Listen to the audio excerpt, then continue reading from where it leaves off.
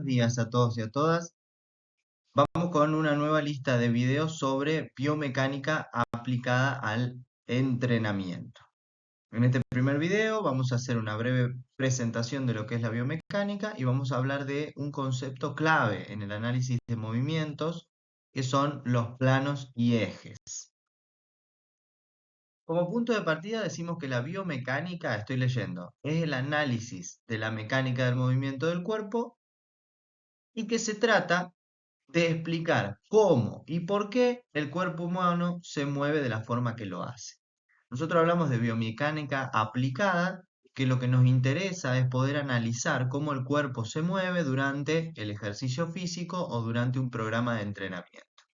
De esa forma vamos a poder no solo analizar y describir patrones de movimiento correctos o incorrectos, analizar técnicas seguras de ejecución y asimismo diseñar ejercicios que sean específicos al objetivo que quiero lograr.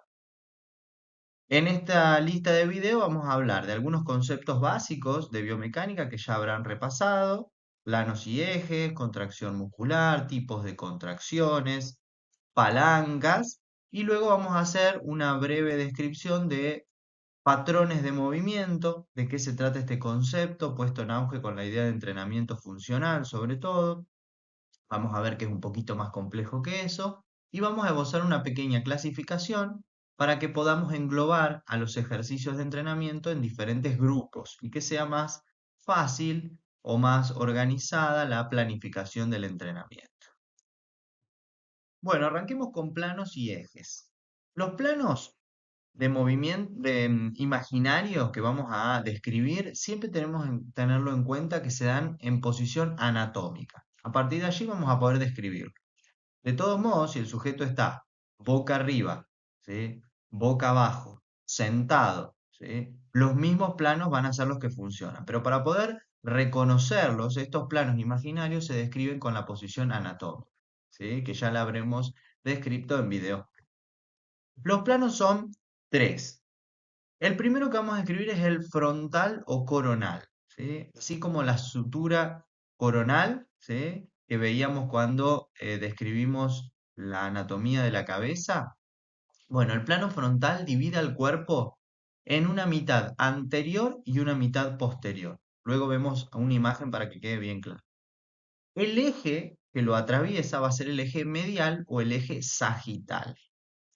Y el tipo de movimiento que va a permitir ese plano, o sea, los movimientos son paralelos a ese plano, van a ser los movimientos de abducción y de aducción y de lateralización o inclinación lateral o flexión lateral, de acuerdo a cómo le querramos llamar. Siempre que una articulación, como el hombro, como la cadera, realice una abducción o una aducción, ese movimiento se realiza paralelo al plano frontal, ¿sí? Si estamos realizando con el tronco una lateralización, con la cabeza una inclinación lateral, bueno, entonces estamos realizándolo paralelo al plano frontal, ¿sí? Muy bien. Segundo plano es el sagital. Este plano nos divide al cuerpo en mitad derecha y mitad izquierda. El eje que lo atraviesa es el eje coronal o transversal. Y los movimientos que se van a realizar en este plano son los movimientos de flexo-extensión. Cuando veamos un movimiento en el codo, en la rodilla, en la cadera o en el hombro, ¿sí?, vamos a encontrar movimientos de flexo-extensión. Estos se realizan paralelos al plano sagital. Y por último tenemos el plano transversal u horizontal, que es el que divide al cuerpo en una mitad superior y en una mitad inferior. El eje que lo va a atravesar es el longitudinal, ¿sí?, o también llamado vertical, que va a permitir todos los movimientos de rotación, ¿sí? Los movimientos de rotación de las vértebras entre sí, o del tronco en su totalidad, o de hombros y de caderas, ¿sí?, por ejemplo, se van a realizar en el plano transversal. Vamos a ver una imagen para que esto nos quede claro. Fíjense a la izquierda. A la izquierda podemos ver un plano, ¿sí? Que atraviesa a esta chica y la divide en una mitad derecha y una mitad izquierda, ¿sí? El eje que atraviesa ese plano es el eje transversal o medial. Los movimientos que se van a realizar en este plano y eje son los de flexo-extensión. Si vemos, en la imagen del medio, vemos que un plano que atraviesa a esta chica la va a dividir en una mitad anterior o delantera y una mitad posterior. Y el eje que la va a atravesar es el eje sagital o antero-posterior. Este eje, y en este eje y en este plano se van a realizar los movimientos de aducción y abducción, así como de inclinación lateral. Y en tercer lugar a la derecha tenemos el plano transversal y el eje vertical o longitudinal. Los movimientos que aquí se realizan son los de rotación, ya sea de todo el tronco como de las distintas articulaciones que hacen rotaciones, ¿sí? Acá tenemos otra imagen que muestra un poquito mejor los ejes de movimiento, ¿sí? Fíjense a la izquierda el transversal, ¿sí? Plano sagital. En el medio eje vertical o longitudinal, plano transversal. Y a la derecha eje antero-posterior o sagital y el plano coronal. Vamos a hacer un ejercicio de analizar algunos, valga la redundancia, ejercicios de entrenamiento, para ir viendo qué movimiento realizan y en qué plano, ¿sí? Se están moviendo paralelos a él. Por ejemplo, arriba a la izquierda tenemos un buenos días con barra. Si analizamos la cadera, están realizando una flexión al bajar y una extensión al subir. Dijimos que los movimientos de flexo-extensión se realizan paralelos al plano sagital.